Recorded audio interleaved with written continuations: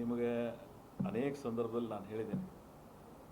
ಚುನಾವಣೆ ಪೂರ್ವದಲ್ಲಿ ಫೆಬ್ರವರಿ 2023ಕ್ಕೆ ನಮ್ಮ ರಾಜ್ಯದ ಉಸ್ತುವಾರಿ ಆಗಿರ್ತಕ್ಕಂಥ ಶ್ರೀ ಸುರ್ಜೇವಾಲಾ ಅವರು, ಆಗಿನ ವಿರೋಧ ಪಕ್ಷದ ನಾಯಕರು, ಹಿಂದಿನ ಮುಖ್ಯಮಂತ್ರಿಗಳಿರ್ತಕ್ಕಂಥ ಸನ್ಮಾನ್ಯ ಸಿದ್ದರಾಮಯ್ಯನವರು, ಅವತ್ತಿನ ಪಕ್ಷದ ಅಧ್ಯಕ್ಷರು ಮತ್ತು ಇವತ್ತಿನ ಮುಖ್ಯಮಂತ್ರಿಗಳಿರ್ತಕ್ಕಂಥ ಸನ್ಮಾನ್ಯ ಡಿ.ಕೆ. ಶಿವಕುಮಾರ್ ಅವರು ಮತ್ತು ಎಲೆಕ್ಷನ್ ಕಮಿಟಿ ಚೇರ್ಮನ್ ಏನಿದ್ರು ನಮ್ಮ ಪಕ್ಷದ್ದು ಮೋಹನ್ ಅವರು ಮತ್ತು ನಮ್ಮ ಜಿಲ್ಲೆಯ ಆಗಿನ 3 ಜನ ಶಾಸಕರು, ನಾನು M B Patil, Shivanand Patil. So ನಮ್ಮೆಲ್ಲರನ್ನ ಕರೆದು ಮುಂದಿನ ಚುನಾವಣೆ ನೀವೆಲ್ಲರೂ ಕೂಡ ಮಾಡಿ ಕರ್ನಾಟಕ ಸರ್ಕಾರ, ಕಾಂಗ್ರೆಸ್ ಸರ್ಕಾರ ತರಲಿಕ್ಕೆ ನೀವೆಲ್ಲ ಪ್ರಾಮಾಣಿಕವಾಗಿ ಪ್ರಯತ್ನ ಮಾಡಿರಿ. ಸೊ ಮುಂದಿನ ದಿನಮಾನ 1 to 1 ಕರೆದು ಮಾತಾಡಿದ್ದಾರೆ. 13ರಿಂದ 18ರವರೆಗೆ ಒಂದು ಅವಕಾಶ ಸಿಕ್ಕದ. ಅವಾಗ 2ನೇ ಅವಧಿಯಲ್ಲೂ ಸಹಿತ 1 ವರ್ಷಕ್ಕೆ ಅವಕಾಶ ಸಿಕ್ಕದ, ಇನ್ನೊಬ್ಬರಿಗೂ ಒಂದು ಅವಕಾಶ ಸಿಕ್ಕದ. ಸೊ ಮುಂದಿನ ದಿನಮಾನದಾಗ ನಿಮ್ಮನ್ನು ಅಕೌಂಟ್ಮೆಂಟ್ ಮಾಡ್ತೀನಿ ಅಂತಕ್ಕಂಥ ಭಾಳ ಸ್ಪಷ್ಟವಾದಂಥ ಮಾತು ಅವ್ರು ಕೊಟ್ಟಿದ್ದಾರೆ. ಆ ಮಾತನ್ನು ಉಳಿಸ್ಕೋತಾರೋ ಬಿಡ್ತಾರೋ ಅದು ಅವ್ರಿಗೆ ಬಿಟ್ಟದ್ದು. But they have given word. ಆಮೇಲೆ ಇತ್ತೀಚಿನ 6 ತಿಂಗಳ ಕೇಳಿದೆ ನಾನು, ವರ್ಲ್ಡ್ ಅನೇಕ ಮಾತುಗಳನ್ನು ನೀವು ಕೇಳಿದ್ದೀವಿ. ಸೊ ಅವುಗಳನ್ನು ಇವತ್ತು ನಮ್ಮ ಮುಖ್ಯಮಂತ್ರಿಗಳಿರ್ತಕ್ಕಂಥ ಸನ್ಮಾನ್ಯ ಡಿ.ಕೆ. ಶಿವಕುಮಾರ್ ಅವರು ಆ ಒಡಂಬಡಿಕೆಯಿಂದಲೇ ಅವಕ್ಕೆ ಅವಕಾಶ ಸಿಕ್ಕದು. ಸೊ ಅದನ್ನು ಕರ್ನಾಟಕದಾಗ ಅನೇಕ ಜನರಿಗೆ ಈ ರೀತಿ ಅವರು ಮಾತುಗಳನ್ನು ಕೊಟ್ಟಿದ್ದಾರೆ ಅಂತೇಳಿ ನಾನು ಆಗ ಕೇಳ್ತಿರ್ತೀನಿ. ಅದೊಂದೇ ನಿವೇದನೆ, ನೀವು ಯಾರಿಗೆ ಮಾತು ಕೊಟ್ಟಿದ್ದೀರಿ ಆ ಮಾತನ್ನು ಉಳಿಸ್ಕೊಳ್ಳಿ. ಮಾತು ಉಳಿಸ್ಕೊಂಡ್ರೆ ಆ ಮಾತಿಗೆ ಒಂದು ಬೆಲೆ ಇರ್ತದೆ, ಒಂದು ರಾಜಕೀಯ ಪಕ್ಷಕ್ಕೂ ಬೆಲೆ ಇರ್ತದೆ. ಸೊ ನಾನು ಆ ನಿರೀಕ್ಷೆಯಲ್ಲಿದ್ದೀನಿ, ಅವ್ರು ಕೊಟ್ಟ ಮಾತನ್ನು ಉಳಿಸ್ಕೋತಾರೆ ಅಂತಕ್ಕಂಥ ಸಂಪೂರ್ಣ ಅದಮ್ಯ ವಿಶ್ವಾಸ ನನಗದ. ಬಟ್ ನೋಡೋಣ, ಅದೇನು ಭಾಳ ದೂರ ಇಲ್ಲಿನ ಇನ್ ಶಾರ್ಟ್ ಟೈಮ್ದಾಗ ಆ ನಿರ್ಣಯ ಆಗ್ತದೆ. ಬಟ್ ನಾನು ನಿಮ್ಮಷ್ಟೇ ಅದನ್ನು ಕಾಯ್ತಾ ಇದ್ದೀನಿ. ಈಗ ಯಾಕಂದರೆ ನನ್ನ ಪ್ರಕಾರ ಪವರ್ ಈಕ್ವಲಿ ಶೇರ್ ಅಂದ್ರೆ ಈ ಮೊದಲನೇ ಅವಧಿಯೊಳಗೆ ಆಗ್ಬೇಕಾಗಿ, ಆ್ಯಸ್ ಪರ್ ಮೈ ಅವರು ಕೊಟ್ಟಿರ್ತಕ್ಕಂಥ ಮಾತಿಗೆ ನಾನು ಭಾಳ ಸ್ಪಷ್ಟವಾಗಿ ಹೇಳ್ಬೇಕಂದ್ರೆ ಮೊನ್ನೆ ಕೊಡಬೇಕಾಯ್ತು, ಅದಕ್ಕೆ ಅವರು ಕೊಟ್ಟಿದ್ದಾರೆ.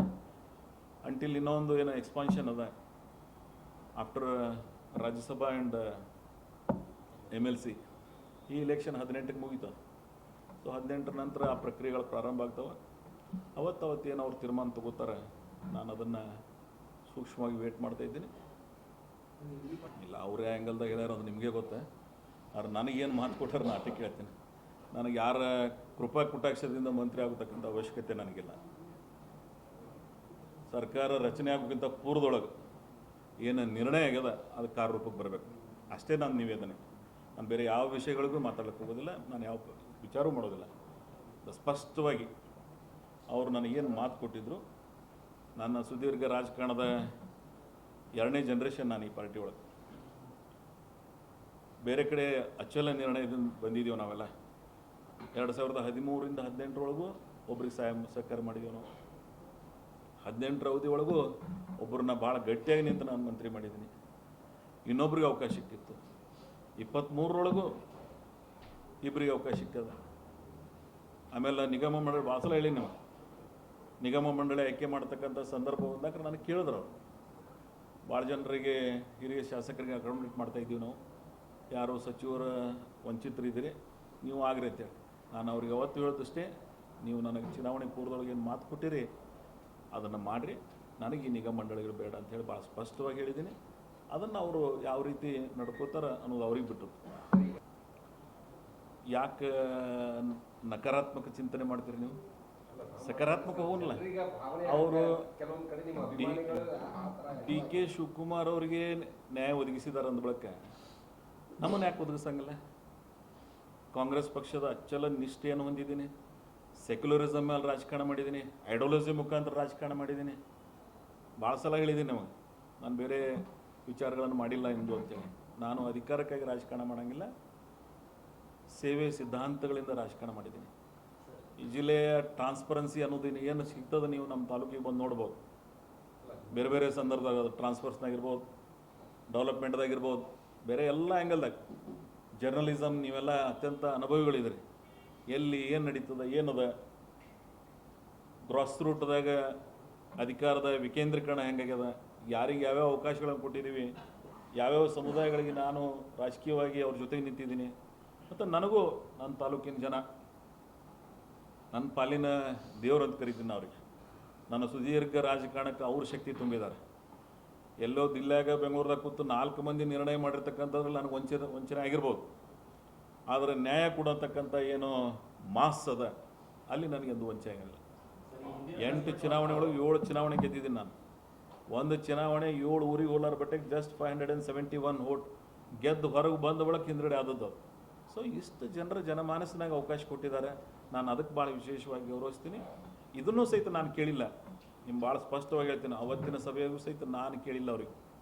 ಅವರಾಗಿಯೇ ಕೊಟ್ಟಿರ್ತಕ್ಕಂಥ ಮಾತು ಅದು ಉಳಿಸ್ಕೋತಾರೋ ಬಿಡ್ತಾರೋ ಅದು ಅವ್ರಿಗೆ ಬಿಟ್ಟು. ಲಾಸ್ಟ್ ಟೈಮೂ ಹೇಳಿನ, ಇವತ್ತು ಹೇಳ್ತೀನಿ. ಆದರೆ ಅವತ್ತು ಹೇಳೋದಿನ ಅಧಿಕಾರ ಟ್ರಾನ್ಸ್ಫರ್ ಆಗ್ತಕ್ಕಂಥ ನಿರ್ಣಯ ಇರಲಿಲ್ಲ. ಆದರೆ ಇವತ್ತು ಆ ನಿರ್ಣಯ ಮಾಡಿದ್ದಾರೆ. ಕರ್ನಾಟಕ ಮುಖ್ಯಮಂತ್ರಿಗಳಿಗೆ ಮತ್ತೊಬ್ಬರಿಗೆ ಅವಕಾಶ ಕೊಟ್ಟಿದ್ದಾರೆ.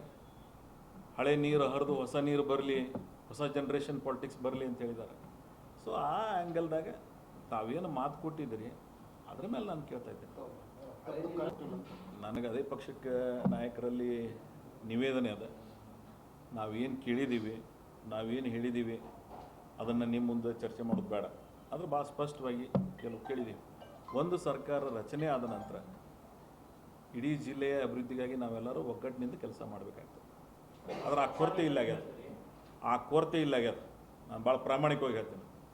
ನಾವ್ಯಾರೂ ಕುಂತು ಈ ಜಿಲ್ಲೆಯ ಸಮಗ್ರ ಅಭಿವೃದ್ಧಿಗಾಗಿ ನಾವೆಲ್ಲ ಇಂಡಿವಿಜುವಲ್, ನಾನು ಒಳಗೊಂಡು ಹೇಳ್ಬಿಡ್ತೀನಿ, ನಮಗೆಲ್ಲ ಇಂಡಿವಿಜುವಲ್ ರಾಜಕಾರಣದ ಮೇಲೆ ವಿಶೇಷವಾದಂಥ ವಿಚಾರದಿಂದ ರಾಜಕಾರಣ ಮಾಡ್ತಾಯಿದ್ದೀವಿ. ಈ ಜಿಲ್ಲೆಯ ಜನ ನಮ್ಮಿಂದ ಭಾಳ ನಿರೀಕ್ಷೆ ಇಟ್ಟಿದ್ರು. ಆಮೇಲೆ ನಾವೆಲ್ಲ ಈಗ ಮಾಗಿದ ರಾಜಕಾರಣಿಗಳು, ನಮ್ಮದೇ ಆದಂಥ ನಮಗೆ ಅನುಭವ ಅದ, ಸುದೀರ್ಘ ಇತಿಹಾಸ ಅದ. ಆದರೆ ಎಲ್ಲೋ ಒಂದು ಕಡೆ ನಾವೆಲ್ಲರೂ ಅದರಲ್ಲಿ ವಿಫಲರಾಗಿದ್ದೀವಿ. ಇಡೀ ಜಿಲ್ಲೆಯ ಜನಮಾನಸ್ಸಿನೊಳಗೆ ಏನು ಅಪೇಕ್ಷೆ ಇತ್ತು ಆ ಅಪೇಕ್ಷೆದಾಗ ನಾವು ನಡ್ಕೊಂಡಿಲ್ಲ. ಯಾರ್ಯಾರು ವಿಫಲರಾಗಿದ್ದೀವಿ ನಮ್ಮ ಆತ್ಮಸಾಕ್ಷಿಗೆ ನಾವು ಕೇಳ್ಕೋಬೇಕು, ಅದ್ರ ಉತ್ತರವನ್ನು ಹುಡುಕೋಬೇಕು. ಮುಂದಿನ ದಿನಮಾನದಾಗ ಕನಿಷ್ಠ 2 ವರ್ಷದಲ್ಲಿ ಈ ಜಿಲ್ಲೆಯ ಜನರ ಭಾವನೆಗಳಿಗೆ ಸ್ಪಂದಿಸ್ತಕ್ಕಂಥ ರಾಜಕಾರಣ ಆಗಬೇಕು. ಅಧಿಕಾರ ಶಾಶ್ವತ ಇಲ್ಲ, ಇಂತಿಂಥವರು ಬಂದಿದ್ದಾರೆ ಹೋಗಿದ್ದಾರೆ, ದ್ಯಾಟ್ ಇಸ್ ಇಮ್ಮೆಟೀರಿಯಲ್, ಭಾಳ ಮಹತ್ವದ್ದಲ್ಲ. ಕೊನೆಗೆ ಈ ಜಿಲ್ಲೆಯ ಜನ ನಮ್ಗೆ ಅವಕಾಶ ಕೊಟ್ಟಿದ್ದಾರೆ. ನಮ್ಮ ಜನರಿಗಾಗಿ ನಾವು ಏನು ಮಾಡಿದ್ದೀವಿ. ನನಗೆ ಒಂದು ಭಾಳ ಪ್ರಾಮಾಣಿಕವಾಗಿ ಹೈಕಮಾಂಡ್ದವರು ಇದನ್ನು ಗಮನಿಸಬೇಕಾಗ್ತದೆ. ಇವತ್ತು ರಾಜ್ಯದಲ್ಲಿ ಹೊಸ ನಾಯಕತ್ವ ನೀವು ಕ್ರಿಯೇಟ್ ಮಾಡ್ತೀರಿ ಅಂದರೆ ಉತ್ತರ ಕರ್ನಾಟಕಕ್ಕೂ ಮಾಡಬೇಕು, ಜಿಲ್ಲೆಗಳಲ್ಲಿ ಮಾಡಬೇಕು. ಅವಕಾಶಗಳು ಎಲ್ಲರಿಗೂ ಸಿಗಬೇಕಲ್ಲ. ಈಗ ಎಷ್ಟು ಜನ ಅವಕಾಶ ವಂಚಿತರದಾರ? ಅವಕಾಶ ವಂಚಿತರಿಗೆ ರಾಜಕಾರಣದಾಗ ಅವಕಾಶ ಸಿಗಲಿಲ್ಲ ಅಂದರೆ ಎಲ್ಲಿಗೆ ಹೋಗ್ಬೇಕು? ಅವ್ರದ್ದು ತಮಗೊಂದು ಅವಕಾಶ ಸಿಕ್ಕಾಗ್ರೆ ತೋರಿಸ್ಕೊಡೋರಲ್ಲ. ನಾನು ಆದವ್ರ ಬಗ್ಗೆ ಏನು ಇದು ಅನ್ನಂಗಿಲ್ಲ. ಆಯ್ತು, ಭಗವಂತ ಅವ್ರಿಗೆ ಅವಕಾಶ ಕೊಟ್ಟಿದ್ದಾನೆ, ಪಕ್ಷ ಅವ್ರಿಗೆ ಅವಕಾಶ ಕೊಟ್ಟಿದೆ, ಅವರಿಂದ ಒಳ್ಳೇದಾಗಲಿ. ಆದರೆ ಬೇರೆಯವರು ನಿರೀಕ್ಷೆ ಒಳಗೆ ಯಾರದಾರಲ್ಲ ಅವರಿಗೂ ನ್ಯಾಯ ಸಮೇತವಾಗಿ ಅವಕಾಶ ಸಿಗಬೇಕು. ಅಷ್ಟು ನಂದು ಬರೀ ಬಿಜಾಪುರ ಜಿಲ್ಲೆ ಅಷ್ಟೇ ಅಲ್ಲ, ಇಡೀ ಕರ್ನಾಟಕದಾಗ ಎಲ್ಲೆಲ್ಲಿ ಅವಕಾಶ ವಂಚಿತರದಾರ ಅವ್ರಿಗೆ ಅವಕಾಶ ಕೊಡಬೇಕು. ಪಕ್ಷ ಸೂಕ್ಷ್ಮವಾಗಿ ನಿರ್ಣಯಿಸಬೇಕು ಮತ್ತು ಕೆಲವು ಈಗಾಗಲೇ ಏನು ಡಿಸಿಷನ್ ಮಾಡಿದಾರೆ ಅದನ್ನು ಇನ್ನೊಮ್ಮೆ ಮರುಪಡಿಸಬೇಕು ನಾನು ವಿನಂತಿ. ಅದರ್ವೈಸ್ ಜಸ್ಟಿಸ್ ಆಗಂಗಿಲ್ಲ. ಅದು ನಾಳೆ ಎಲ್ಲಿಗೆ ಹೋಗೋದು? ಒಂದೇ ಇದರಾಗ ಹೊಂಡ್ತೀವಿ ಅಂದರೆ ಬೇರೆಯವರೆಲ್ಲ ಜಿಗುಪ್ಸೆಗೊಳ್ತಾರೆ. ಇಡೀ ನನ್ನ ಕ್ಷೇತ್ರದ ಜನ ಜಿಗುಪ್ಸೆಗೊಂಡಿದ್ದಾರೆ. ನಮ್ಮಲ್ಲಿ ಬರೀ ನನ್ನ ಕಾರ್ಯಕರ್ತರು, ನಮ್ಮ ಪಕ್ಷದ ಮುಖಂಡರಲ್ಲ, ನಮ್ಮ ಸ್ವಾತಂತ್ರ್ಯದ ನಂತರ ಒಂದು ವಿಧಾನಸಭಾ ಕ್ಷೇತ್ರಕ್ಕೆ ಇವತ್ತಿಂತನ ಅವಕಾಶ ಇಲ್ಲ. ಅವಿಭಾಜ್ಯ ಜಿಲ್ಲೆ ಇದ್ದಾಕ್ರೆ ಈ 8ರಾಗಲ್ಲ 15 ಜಿಲ್ಲೆಗಳು 15 ವಿಧಾನಸಭಾ ಕ್ಷೇತ್ರ ಕೂಡಿ ನಮ್ಮದೊಂದು ಜಿಲ್ಲೆ ಇತ್ತು. ಬಾಗಲಕೋಟೆ, ಬಿಜಾಪುರ ಅವಿಭಾಜ್ಯ ಜಿಲ್ಲೆ. ಅವಾಗೂ ನಮಗೆ ಸಿಕ್ಕಿಲ್ಲ, ಈಗೂ ಸಿಕ್ಕಿಲ್ಲ. ನಮ್ಮಲ್ಲೇ 4 ಜನ ನಾವು 3 ಸಲ ಗೆದ್ದವರು. ಹಿರಿಯರಾಗಿರ್ತಕ್ಕಂಥ ಸುರ್ಪುರು, ಹಿರಿಯರಾಗಿರ್ತಕ್ಕಂಥ ಕಲ್ಲೂರು, ರವಿಕಾಂತ್ ಪಾಟೀಲ್ರು, ನಾವು 3 ಸಲ ಗೆದ್ದವರು. ಅಲ್ಲಿ 4 ಸಲ ಗೆದ್ದವ್ರು ಯಾರೂ ಇಲ್ಲ ಅಲ್ಲಿ. ಸೊ ನಾವು 4 ಜನ 12 ಟೋಟಲ್ 15 ವಿಧಾನಸಭೆ ಒಳಗೆ. ಇನ್ನೊಂದು 3 ಜನ ಚಾಂದ್ಕೋಟಿ ಪಾಟೀಲ್ರು, ಆಮೇಲೆ ಡಾಕ್ಟರ್ ಬಗ್ಲಿ ಅವರು, ಇನ್ನೊಬ್ಬರು ಹಿರಿಯರಾಗಿರ್ತಕ್ಕಂಥ NS ಕೇಡವರು. ಸೊ ಬೇರೆಯವ್ರಿಗೆ ಅವಕಾಶ ಸಿಗಬೇಕಲ್ಲ. 57ಕ್ಕಿಂತ ಮೊದಲು ಒಬ್ಬರು ಶಹಾ ಅಂತೇಳಿ ಆಗಿದ್ದಾರೆ ಅಲ್ಲಿ, ಅದು ಬಾಂಬೆ ಕರ್ನಾಟಕ. ಸೊ ಈ ರೀತಿ ನೀವು ಆ ಒಂದು ಕ್ಷೇತ್ರಕ್ಕೆ ನೀವು ಅವಕಾಶ ಕೊಡಂಗಿಲ್ಲ ಅಂದರೆ ಅಲ್ಲಿ ಏನಾಗಿಬಿಟ್ಟದ. ಈಗ ನಮ್ಮಲ್ಲಿ ಎಂದೂ ಕಾಂಗ್ರೆಸ್ಗೆ ಮತ ಹಾಕಲಾರ್ದವ್ರು ಸಹಿತ ಭಾವನೆ ಅದಲ್ಲಿ ಯಾಕೆ ಇಂಡಿ ವಿಧಾನಸಭಾ ಕ್ಷೇತ್ರಕ್ಕೆ ನಮಗೆ ಅವಕಾಶ ಸಿಗಂಗಿಲ್ಲ ಅಂತ. ಸೊ ಅದ್ರ ಒಂದು ಮಾತು ಹೇಳ್ತೇನೆ, ಪಕ್ಷ ನಾನು ಬರೀ ನನ್ನ ಒಂದು ವಿಷಯದಾಗ ಅನ್ನಂಗಿಲ್ಲ. ನಾನು ಅವಕಾಶ ವಂಚಿತರ ಪರವಾಗಿ ರಾಜಕಾರಣ ಮಾಡೀನಿ. ಒಂದು ಕಾಲ ಇತ್ತು ಎಂ ಪಿ ಮಾಡ್ತಕ್ಕಂಥ ಸಂದರ್ಭ ಬಂದಿತ್ತು, ಅವಕಾಶ ವಂಚಿತರಿದ್ರು ಅವ್ರಿಗೆ ಎಂ ಪಿ ಮಾಡ್ತಕ್ಕಂಥ ಪ್ರಾಮಾಣಿಕ ಸಹಾಯ ಮಾಡಿದೆ ನಾನು. ಇನ್ನೊಬ್ರು ಒಟ್ಟ ನಾನು ಮಂತ್ರಿನೇ ಆಗಂಗೆ ಅಂತಿದ್ರು, ಅವ್ರಿಗೆ ಗಟ್ಟಿಯಾಗಿ ನಿಂತು ಮಂತ್ರಿ ಮಾಡೀನಿ ನಾನು. ಅದಕ್ಕೆ ಮತ್ತೊಬ್ರದ್ದು ಮುಗಿದ ನಂತರ ಕೇಳ್ತಾ ಇದ್ದೀನಿ ನಾನು. ನನ್ನ ಹಕ್ಕನ್ನು ಪ್ರತಿಪಾದನೆಯನ್ನು ನಾನು ಮೊದಲು 13ರಾಗ ಗೆದ್ದಾಗ ಕೇಳಕ್ಕೆ ಹೋಗಿಲ್ಲ, 18ರಾಗೂ ಮಾಡಿಲ್ಲ. ನಾನೇ ನನ್ನ ವಿಧಾನಸಭಾ ಕ್ಷೇತ್ರಕ್ಕೆ ಮುಖ್ಯಮಂತ್ರಿಗಳ ಕರೆಸಕ್ಕಂಥ ಸಾರ್ವಜನಿಕ ಸಭೆಯಲ್ಲೇ ರಿಕ್ವೆಸ್ಟ್ ಮಾಡ್ಕೊಂಡೇನು, ಯಾರಿಗೆ ಅವಕಾಶ ವಂಚಿತರದಾರ ಅವ್ರಿಗೆ ಮಾಡಿರಿ ಅಂತೇಳಿ. ಈ ವಿಷಯವನ್ನು ನಾನು ಅವತ್ತೂ ಪ್ರತಿಪಾದನೆ ಮಾಡೀನಿ ಇನ್ನೊಬ್ಬರಿಗಾಗಿ, ಇವತ್ತು ನನಗಾಗಿ ನಾನು ಪ್ರತಿಪಾದನೆಯನ್ನು ಮಾಡ್ತಾಯಿದ್ದೀನಿ. ನೀವು ಅದನ್ನು ಅವ್ರಿಗೆ ಕೇಳಬೇಕು. ದ ಕ್ವಶನ್ ಅವ್ರಿಗೆ ಕೇಳಬೇಕಲ್ಲ. ನಾನು ಮಾಡೋದನ್ನು ಹೇಳಕತ್ತೀನಿ, ನಾನು ಮಾಡೀನು ನನ್ನ ಆತ್ಮಸಾಕ್ಷಿಗೆ ಪ್ರಮಾಣವಾಗಿ. ಯಾರಿಗೆ ನೀವು ಅವ್ರಿಗೆ ಕೇಳಬೇಕಲ್ಲ. ಯಾವ ಪ್ರಶ್ನೆಯನ್ನು ನಾನು ಹೇಳ್ತೀನಿ, ಯಾರಿಗೆ ಯಾವ ಸಂದರ್ಭ 96ರಾಗ ಏನು ಮಾಡೀನು, 2018ರಾಗ ಏನು ಮಾಡೀನು ನಾ ಹೇಳ್ತೀನಿ. ಆದ್ರೆ ಅವ್ರು ಹೇಳ್ಬೇಕಲ್ಲ, ಉಳಿದದ್ದು ನಾ ಹೆಂಗೆ ಹೇಳಿ. ನೀವು ಅವ್ರಿಗೆ ಕೇಳಬೇಕು. Right question but wrong person. ನೀವು ಜಸ್ಟ್ ಆಸ್ಕ್ ಫಾರ್ ರೈಟ್. ಇಲ್ಲ, ನನ್ನ ಕಾನ್ಫಿಡೆಂಟ್ ಪ್ರಶ್ನೆ ಬರೋಂಗಿಲ್ಲ. ಅದು ನಾನು ಇನ್ನೊಬ್ಬರಿಗೆ ಸಹಾಯ ಮಾಡ್ತಕ್ಕಂಥ ಒಂದು ಆಧ್ಯಾತ್ಮಿಕ ಸ್ಪರ್ಶದ ರಾಜಕಾರಣ ಮಾಡ್ಕೊಂಡು ಬಂದಿಲ್ಲ. ನನಗೆ ಅವಕಾಶ ಇತ್ತು, ಸಹಾಯ ಮಾಡೀನಿ. ಮಾಡಬೇಕು ಬಿಡಬೇಕು ಅನ್ನೋದು ಅವ್ರಿಗೆ ಬಿಟ್ಟದ್ದು. ಸಿದ್ದರಾಮಯ್ಯನವ್ರ ಕೋಟಾನೂ ಕಾಂಗ್ರೆಸ್ ಕೋಟ, ಡಿ ಕೆ ಶಿವಕುಮಾರ್ ಅವ್ರ ಕೋಟಾನೂ ಕಾಂಗ್ರೆಸ್ ಕೋಟ, ನಮ್ಮ ಎಲ್ಲರದು ಕೋಟಾನೂ ಕಾಂಗ್ರೆಸ್ ಕೋಟ. ಕಾಂಗ್ರೆಸ್ ಪಕ್ಷದಾಗ ಇದ್ದವರೇ ಆಗ್ತಾರೆ. ಅಲ್ಟಿಮೇಟ್ CM ಅವರ ಆ ನಿರ್ಣಯದಿಂದ ಸಿದ್ದರಾಮಯ್ಯನವರ ವ್ಯಕ್ತಿತ್ವ, ಅವರು ಭಾರತ ದೇಶಗಳ ಒಂದು ವಿಭಿನ್ನ ರಾಜಕಾರಣ CWC ಮೆಂಬರ್ ಆಗಿದ್ರು. ನಾನು ವಿಶೇಷವಾಗಿ ನಮ್ಮ ಭಾಗದ ಜನರಿಂದ ಅವರಿಗೆ ಅಭಿನಂದನೆಗಳನ್ನು ಸಲ್ಲಿಸ್ತೇನೆ. ಕಾಂಗ್ರೆಸ್ ವರ್ಕಿಂಗ್ ಕಮಿಟಿ ಮೆಂಬರ್ ಆಗಿದ್ದಾರೆ. ಸೊ ಆ ನಿರ್ಣಯ ಅವ್ರದ್ದೇ ಆದಂಥ ಅವ್ರ ಮಾತಿಗೂ ಒಂದು ತೂಕಿದೆ. ಎರಡನೇದು ಮುಖ್ಯಮಂತ್ರಿಗಳಿರ್ತಕ್ಕಂಥ ಮಾನ್ಯ ಡಿ ಕೆ ಶಿವಕುಮಾರ್ ಅವರು ಕ್ಯಾಬಿನೆಟ್ ಎಕ್ಸ್ಪಾನ್ಷನ್ ಮಾಡ್ತಕ್ಕಂಥ ಸಂಪೂರ್ಣ ಆ ಒಂದು ಅವಕಾಶ ಅಧಿಕಾರ ಅವ್ರಿಗಿದೆ, ಅವ್ರ ಪರಮಾಧಿಕಾರ. ಅದು ಯಾರಿಗೆ ತಮ್ಮ ಟೀಮ್ನಾಗ ಚಾಯ್ಸ್ ಮಾಡ್ಕೋಬೇಕು ಅನ್ನೋದು ಅವ್ರು ಮಾಡಲಿ. ಆಮೇಲೆ ಹೈಕಮಾಂಡ್ದವ್ರು ಯಾರ್ಯಾರಿಗೆ ಮಾತು ಕೊಟ್ಟಿದ್ದಾರಲ್ಲ ನಮ್ಮಂಥವ್ರಿಗೆ, ಅದನ್ನು ಹೈಕಮಾಂಡ್ ಫುಲ್ಫಿಲ್ ಮಾಡಬೇಕು. ನಾನು ನಿಮಗೆ ಪ್ರಾಮಾಣಿಕವಾಗಿ ಹೇಳ್ತೇನೆ, ಅವರಿಗೆ ಸ್ವಾರ್ಥನೂ ಸಿದ್ದರಾಮಯ್ಯನವ್ರ ಬಳಿ ಇಲ್ಲ. ಅವರಿಗೆ ರಾಜ್ಯಸಭಾ ಆಫರ್ ಮಾಡಿದ್ರು. ಭಾಳ ನಯವಾಗಿ, ನಾನು ದಿಲ್ಲಿ ರಾಜಕಾರಣಕ್ಕೆ ಹೋಗೋದಿಲ್ಲ, ರಾಷ್ಟ್ರ ರಾಜಕಾರಣಕ್ಕೆ ನಾನು ಬರೋದಿಲ್ಲ, ರಾಜ್ಯ ರಾಜಕಾರಣದಾಗ ಇರ್ತೀನಿ ಅಂತೇಳಿ ಅದನ್ನು ತಿರಸ್ಕರಿಸಿದರು. ಬಹುತೇಕ ಅವರಿಗೆ ಅಪೇಕ್ಷೆ ಇತ್ತು ಅಂದ್ರೆ ಹೋಗ್ತಿದ್ರು ಅವರು. ಆಮೇಲೆ ಅವ್ರ ಮಗನಿಗೆ ನನಗಿರೋ ಮಾಹಿತಿ ಪ್ರಕಾರ ಅವರಾಗಿ ಮಂತ್ರಿ ಕೇಳಿಲ್ಲ, ಹೈಕಮಾಂಡ್ದವರೇ ಅಕೊಮಡೇಟ್ ಮಾಡ್ಬೇಕಂತೇಳಿ, ಅವರ ತ್ಯಾಗಕ್ಕೆ ಗೌರವಿಸ್ಬೇಕಂತೇಳಿ ಅವ್ರಿಗೆ ಅವಕಾಶ ಮಾಡಿಕೊಟ್ಟಿದ್ದಾರೆ. ಮಲ್ಲಿಕಾರ್ಜುನ ಖರ್ಗೆ ಅವ್ರ ವಿಷಯದಾಗ ಅದೇ ರೀತಿ ಅದ. ಅವರು ಸುದೀರ್ಘ ರಾಜಕಾರಣ ಮಾಡಿದ್ದಾರೆ ಕರ್ನಾಟಕದಾಗ. ಅವರು ಒಂದು ಕಾಲದಾಗ ಮುಖ್ಯಮಂತ್ರಿಗಳಾಗಬೇಕಾಗಿತ್ತು, ಅವಕಾಶ ವಂಚಿತರಾದರು. ಅವ್ರಿಗೊಂದು ಅವಕಾಶ ಅವ್ರ ಕುಟುಂಬಕ್ಕೆ ಮಾಡಿರ್ಬೋದು ಪಕ್ಷ. ಇವತ್ತು ಪರಮೇಶ್ವರ್ ಅವರು ನಾನು ನಿನ್ನೆ ಗಮನಿಸಿದೆ, ಹೌದು ಅವರಿಗೆ 2-3 ಸಲ ಅವಕಾಶ ಬಂದಿದೆ.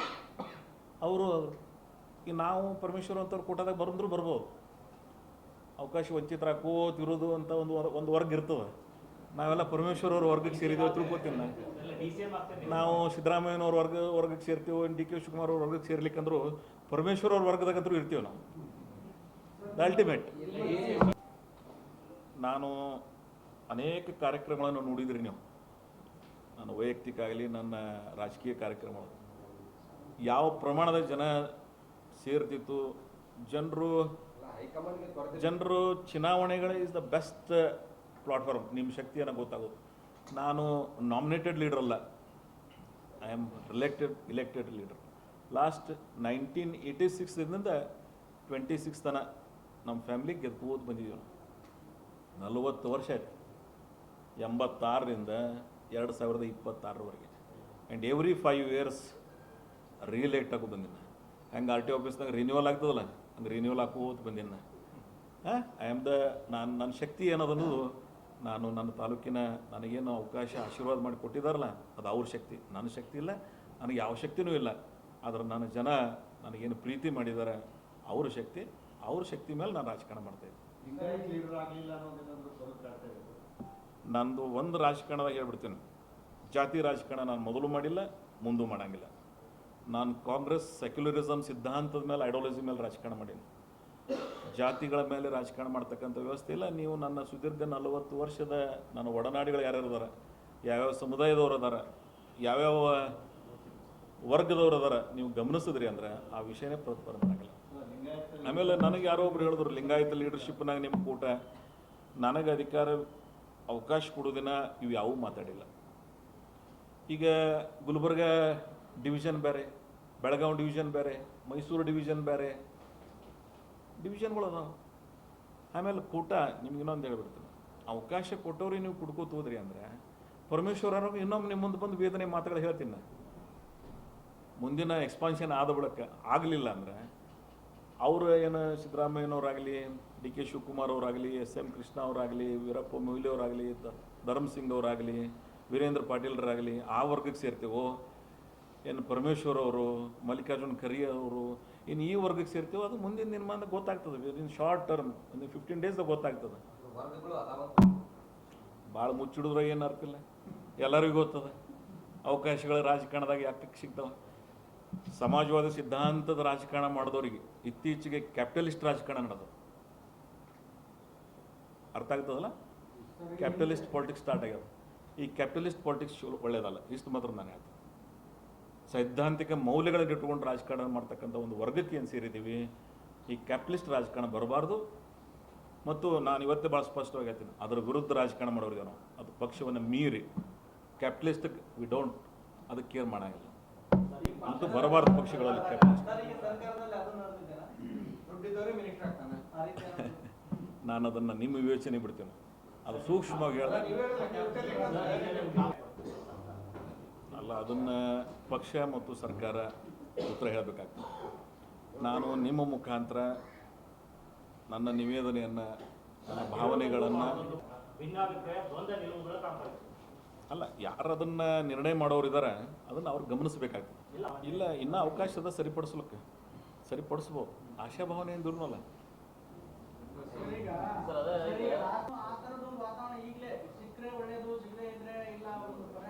ಯಾಕೆ ನೀವು ಅಜ್ಯೂಮ್ ಮಾಡ್ಲಿಕ್ಕೆ ಹೋಗ್ತೀರಿ? It's too early. ಅಲ್ಲ, ಒಪಿನಿಯನ್ ಏನೇನೋ ಕ್ರಿಯೇಟ್ ಆಗ್ತಿರ್ತಾವೆ, ಅದನ್ನ ಬಗ್ಗೆ ನಾವು ಉತ್ತರಿಸ್ಲಿಕ್ಕೆ ಹೋಗೋದಿಲ್ಲ. ನಾನೇನಾದರೂ ಮಾತಾಡಿನ, ನನ್ನಿಂದ ಏನಾದರೂ ಆ ಮಾತುಗಳು ಬಂದಿದ್ದಾವೆ. ಈಗ ಐ ವಿಲ್ ಹೋಪ್, ನೋಡ್ರಿ, ಮನುಷ್ಯ ಬದುಕೋದೇ ಹೋಪ್ ಮೇಲೆ. We will wait, party will take call. ಅವ್ರು ಏನು ಡಿಸಿಷನ್ ತಗೋತಾರೆ. I was waiting for decision. After decision I will come back with strong words. ದಿಲ್ಲಿಗೆ ಮೊನ್ನೆ ನಾವು ಹೋಗಿದ್ದೀವಿ, ಮೊನ್ನೆ ದಿಲ್ಲಿಗೆ ಹೋಗಿ ಬಂದಿನೋ. ಇನ್ನೂ ಶಾರ್ಟ್ಲಿ ಅವಶ್ಯಕತೆ ಕಂಡುತಂದ್ರೆ ಹೋಗ್ತೀವಿ. ದಿಲ್ಲಿಗೆ ಹೋಗೋದು ಒಂದು 20, 30, 40 ಶಾಸಕರು ಅದಾರ ನಮ್ಮವ್ರು. ಎಲ್ಲರೂ ಈ ನಮ್ಮ ಸಾಲಿನಿಗೆ ಸೇರೋರು, ಆ ಸಾಲಿನ ಶಾಸಕರು ಕೂಡ ಹೋಗೋರಿದ್ದೀವಿ. ಪಾಲಿಟಿಕ್ಸ್ನಾಗ ಹಿಂದೆ ಈಗ ಅಂತ ಹೇಳಕ್ಕೆ ಬರ್ತದೆ. ಅವಶ್ಯಕತೆ ಅನ್ನಿಸ್ತು ಅಂದ್ರೆ ಹೋಗೋನು, ಹೋಗಲಿಲ್ಲ ಬೇಡ, ನೋಡೋಣ. ಸರ್, ಈಗ ಒಬ್ಬರಿಗೆ ಒಂದು ಹುದ್ದೆ ಅಂತ ಹೇಳ್ತಾರೆ. ಅದೇ ಡಿ ಕೆ ಶಿವಕುಮಾರ್ ವಿಚಾರ ಬಂದ್ರೆ ಕೆಪಿಸಿಸಿ ಅಧ್ಯಕ್ಷ ಸ್ಥಾನ ಕೊಟ್ಟಿದ್ರು ಮತ್ತು ಜಲಸಂಪನ್ಮೂಲ ಖಾತೆ ನಿಮಗೆ ಇನ್ನೊಂದು ಈಗ ಬೇರೆ ಕೊಡಬೇಕಾದ್ರೆ ಒಬ್ಬರಿಗೆ ಒಂದು ಹುದ್ದೆ ಅಂತಾರೆ. ಇದು ಇಲ್ಲ, ನಿಮಗೆ ಇನ್ನೊಂದು ಹೇಳ್ತೇನೆ. KPCC ಅಧ್ಯಕ್ಷರಾಗಿ ಡಿ ಕೆ ಶಿವಕುಮಾರ್ ಅವರು ಸರ್ಕಾರ ರಚನೆ ಆಗುವಲ್ಲಿ ಭಾಳ ಪ್ರಮುಖ ಪಾತ್ರ ವಹಿಸಿದ್ದಾರೆ. ಸಿದ್ದರಾಮಯ್ಯನವ್ರ ಜೊತೆಗೆ ಭಾಳ ಅನ್ಯೋನ್ಯತೆಯಿಂದ ಇಬ್ಬರು ಕೂಡಿ ಮತ್ತು ಎಲ್ಲರ ಸಾಮೂಹಿಕ ನಾಯಕತ್ವದಲ್ಲಿ ಸರ್ಕಾರ ರಚನೆ ಆಯಿತು. ಸೊ ಅವ್ರಿಗೆ ಮುಖ್ಯಮಂತ್ರಿಗಳಾದ ಬಳಿಕ ಅವ್ರು ಅವತ್ತೇ ರಿಸೈನ್ ಮಾಡಿದ್ದಾರೆ ಅಂತ ಹೇಳಿದ್ದಾರೆ. ಈಗ ಇನ್ನೊಬ್ಬರು ರಾಜೀವ್ ಗಾಂಧಿಯವರ ಒಡನಾಡಿ ಆಗಿರ್ತಕ್ಕಂಥ BK ಹರಿಪ್ರಸಾದ್ ಅವರು ಒಬ್ಬ ಹಿರಿಯ ನಾಯಕರು. ಈ ನಾಡಿನ ಮತ್ತು ಈ ರಾಷ್ಟ್ರದ ರಾಜಕಾರಣವನ್ನು ಭಾಳ ಸಮೀಪದಿಂದ ಕಂಡಿರ್ತಕ್ಕಂಥ ಒಬ್ಬ ಮೇರು ವ್ಯಕ್ತಿತ್ವ. ಇವತ್ತು ಅವರು ನಮ್ಮ ಪಕ್ಷದ ಅಧ್ಯಕ್ಷರಾಗಿದ್ದಾರೆ. ಆಮೇಲೆ ಸೋಷಿಯಲ್ ಇಂಜಿನಿಯರಿಂಗ್ ನಮ್ಮ ಪಾರ್ಟಿಯವರು ಚೆನ್ನಾಗಿ ಮಾಡಿದ್ದಾರೆ. ನನ್ನ ಪ್ರಕಾರ ಮೇಜರ್ ಕಮ್ಯುನಿಟಿ ಅವ್ರಿಗೆ ಒಂದು ಮುಖ್ಯಮಂತ್ರಿ ಮಾಡಿದ್ರೆ ಬ್ಯಾಕ್ವರ್ಡ್ದಾಗ ಒಂದು ಪ್ರೆಸಿಡೆಂಟ್ ಕೊಟ್ಟು ಸಮತೋಲನೆ ಕೈಗೊಳ್ಳತಕ್ಕಂಥ ಪ್ರಯತ್ನ ಮಾಡಿದ್ದಾರೆ. ನನಗೆ ಹರಿಪ್ರಸಾದ್ ಅವರಿಗೆ ನಾನು ತಮ್ಮ ಮುಖಾಂತರ ಅಭಿನಂದನೆಗಳನ್ನು ಸಲ್ಲಿಸ್ತೀನಿ. ಈ ಆಫ್ಟರ್ ಇಲೆಕ್ಷನ್ ಅವ್ರದ್ದು ಸಹಿತ ಒಂದು ಅಧಿಕಾರ ಪದಗ್ರಹಣ ಆಗಿದೆ. ಸೊ ಅವರ ನೇತೃತ್ವದಲ್ಲಿ, ಡಿ ಕೆ ಶಿವಕುಮಾರ್ ಅವರ ನೇತೃತ್ವದಲ್ಲಿ, ಸನ್ಮಾನ್ಯ ಸಿದ್ದರಾಮಯ್ಯನವರ ಮಾರ್ಗದರ್ಶನದಲ್ಲಿ ಎಲ್ಲ ನಾಯಕರು, ಪರಮೇಶ್ವರ್ ಅವರು, ಖರ್ಗೆ ಸಾಹೇಬರಾಗಲಿ, ರಾಹುಲ್ ಗಾಂಧಿ ಅವರು ಎಲ್ಲರೂ ಕೂಡಿನೇ ಒಂದು ಒಳ್ಳೆಯ ಸಾಮೂಹಿಕ ನಾಯಕತ್ವದಲ್ಲಿ ಕಾಂಗ್ರೆಸ್ ಸಂಘಟನೆ ಆಗ್ತದೆ. ಕಾಂಗ್ರೆಸ್ ಇವತ್ತು ಇರ್ತದೆ, ಮುಂದೂ ಸಹಿತ ನಮ್ಮ ರಾಜ್ಯದಲ್ಲಿ ಕಾಂಗ್ರೆಸ್ನ ಬೇರು ಕರ್ನಾಟಕದಲ್ಲಿ ಭಾಳ ಗುಂಬಿದಾವೆ. ಅವ್ರು ಆ ಕಡೆ ಹೋಗಂತಾರೆ, ಆ ಕಡೆ ಹೋಗ್ತೀವಿ. ಅದನ್ನ ನಿರ್ಣಯ ಮಾಡೋರು ಅವರೇ. ನಾಳೆ ಎಕ್ಸ್ಪಾನ್ಷನ್ದಾಗ ಈ ಕಡೆ ಹೋಗ್ತಾರೋ ಈ ಕಡೆ ಇರ್ತಾರೋ, ಅವ್ರು ಏನು ನಿರ್ಣಯ ಮಾಡ್ತಾರೆ ಅದ್ರ ಮೇಲೆ ಇರ್ತೀವಿ. ಅದನ್ನು ಸರಿಪಡಿಸ್ತಾರಂತಕ್ಕಂಥ ಎಕ್ಸ್ಪಾನ್ಷನ್ದಾಗ ಇವು ಏನೇನು ನ್ಯೂನತೆಗಳಾಗಿದ್ದಾವೆ ಸರಿಪಡಿಸ್ತಾರಂತಕ್ಕಂಥ ವಿಶ್ವಾಸ ಅದ ನನಗಂತರೂ. ಸರಿಪಡಿಸಿದ್ರೆ 28ರ ಚುನಾವಣೆಗೆ ಅನುಕೂಲ ಆಗ್ತದೆ. ಆಗಲಿಲ್ಲ ಅಂದ್ರೆ ಅದರ ಹಣೆ ಬರ ನಾವೇ ಎಲ್ಲರೂ ಕೂಡ ಅನುಭವಿಸ್ತೀವಿ. ನಾನು ಒಬ್ಬ ದೇಶದ ನಾಗರಿಕನಾಗಿ ಅವರಿಗೆ ಅಭಿನಂದನೆಗಳನ್ನು ಸಲ್ಲಿಸ್ತೀನಿ. ಸುದೀರ್ಘ ಪ್ರಧಾನಿಯಾಗಿ ಈ ರಾಷ್ಟ್ರವನ್ನು ಆಳಿದ್ದಾರೆ, ನಾನು ಅದನ್ನು ಅಭಿನಂದಿಸ್ತೀನಿ. ಆದರೆ ನೆಹರು ಅವರು ಕೊಟ್ಟಿರ್ತಕ್ಕಂಥ ಕೊಡುಗೆಗಳನ್ನು, ನೆಹರು ಅವರು ಬಿಟ್ಟು ಹೋಗಿರ್ತಕ್ಕಂಥ ಹೆಜ್ಜೆ ಗುರುತುಗಳನ್ನು ನಾಗರಿಕ ಸಮಾಜ ಗಮನಿಸ್ತಾ ಇದೆ. ಯಾವ್ಯಾವ ಕಾಲದಾಗ ಏನೇನು ವರ್ಕ್ಸ್ ಅದು ಅನ್ನೋದನ್ನು. ಸೊ ಅದಕ್ಕಾಗಿ ನಾನು ಈ ದೇಶದ 140 ಕೋಟಿ ಜನರಿಗೆ ಬಿಟ್ಕೊಡ್ತೀನಿ ಯಾವ್ಯಾವ ಕಾಲದಾಗ ಏನೇನಾಗಿದ್ದಾವನ್ನ. ಸೊ ನೆಹರು ಅವರ ರಿಜ್ಯೂಮ್ನೇ ಬೇರೆ, ಮೋದಿ ಅವರ ರಿಜ್ಯೂಮ್ ಬೇರೆ. ಆದರೂ ಅದನ್ನು ಸರಿಗಟ್ಟಿದ್ದಾರೆ. ಇದು ಅವರಿಗೆ ನನ್ನ ಅಭಿನಂದನೆಗಳು. ಸರ್ಕಾರ, ನಮ್ಮ ಸರ್ಕಾರ ಏನು ಘೋಷಣೆ ಮಾಡ್ಯದ ಅವೆಲ್ಲ ಕಾಲಕ್ಕೆ ಜಾರಿಗೆ ತಂದಿದ್ದೀವಿ. ನಿಮಗೂ ಗೊತ್ತು, ಸಿದ್ದರಾಮಯ್ಯನವರು ಬಸವ ಜಯಂತಿ ದಿನ ಅಧಿಕಾರ ಸ್ವೀಕಾರ ಮಾಡಿ 2013ಕ್ಕೆ ಭಾಗ್ಯಗಳನ್ನು ಕೊಟ್ಟರು, ಗ್ಯಾರಂಟಿಗಳನ್ನು ಕೊಟ್ಟಿವಿ. ಈಗೂ ಇದನ್ನು ಫಸ್ಟ್ ಕ್ಯಾಬಿನೆಟ್ನಾಗ ಅವರು ಡಿಸಿಷನ್ ಮಾಡಿದ್ದಾರೆ. 3ನೇ ತಾರೀಕಿಗೆ ಪ್ರಮಾಣ ವಚನ ಸ್ವೀಕರಿಸಿ ಫಸ್ಟ್ ಕ್ಯಾಬಿನೆಟ್ನಾಗ ಅವ್ರು ಮಾಡಿದ್ದಾರೆ. ಅದನ್ನು ಕಾರ್ಯರೂಪಕ್ಕೆ ಬರಲಿಕ್ಕೆ it will take is own time, but ಭಾಳ ಶಾರ್ಟ್ಲಿ ಅದು ಅವಕಾಶ ಸಿಗ್ತದೆ. ನಾನು ಇದ್ರ ಬಗ್ಗೆ ಭಾಳ ಸ್ಪಷ್ಟವಾಗಿ ಒಂದು ಮಾತನ್ನು ಹೇಳಕ್ಕೆ ನಾನು